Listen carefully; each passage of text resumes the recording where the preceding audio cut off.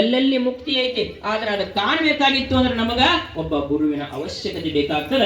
ಹಂಗ ಚಿದಾನಂದ ಅವಧೂತರಿಗೆ ಆ ತಾಯಿಯ ಒಂದು ಸಾಕ್ಷಾತ್ಕಾರ ಇದ್ರೂ ಕೂಡ ಅದನ್ನ ಹೊರತೆಗಿಲಿಕ್ಕೆ ಕೊಂಡೆಪ್ಪ ಅಂತಕ್ಕಂಥ ಒಬ್ಬ ಗುರು ಬೇಕಾಗ್ತು.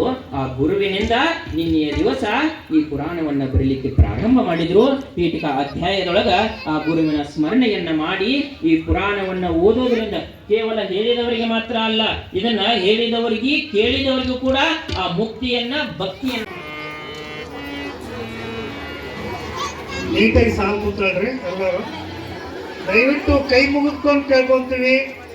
ಗಂಡ್ಮಕ್ಳು ಅಲ್ಲಿ ಅಡಿಗೆ ಮನೆ ಹತ್ರ ಯಾರು ನೂಕ್ಲು ಮಾಡಬಾರ್ದು. ಚಿಕ್ಕ ಮಕ್ಕಳು ಕಟ್ಕೊಂಡು ಬಂದಿರ್ತಾರೆ ಹೆಣ್ಮಕ್ಳು. ಫಸ್ಟ್ ಹೆಣ್ಮಕ್ಳಿಗೆ ಅವಕಾಶ ಮಾಡಿಕೊಡ್ರಿ.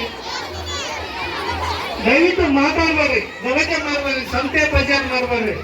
ಚಂದವಾಗಿ ಪ್ರಶಾಂತವಾಗೈತೆ.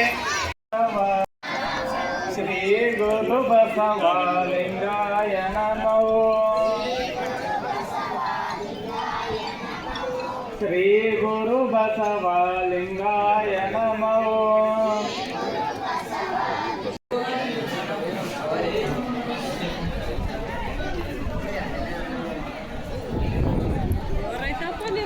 ನೀವು ಮಾತಾಡೋದ್ರಲ್ಲಿ 1 ಗಂಟೆ ಕಾಲ ಬಸವಲಿಂಗಾಯ ನಮ್ಮ ಹೇಳಿಸ್ಬಿಡ್ತೀನಿ. 1 ಗಂಟೆ ಹೇಳಿಸ್ತೀನಿ. ಅದನ್ನೇ ಹೇಳಪ್ಪ ಕೊಟ್ರೆ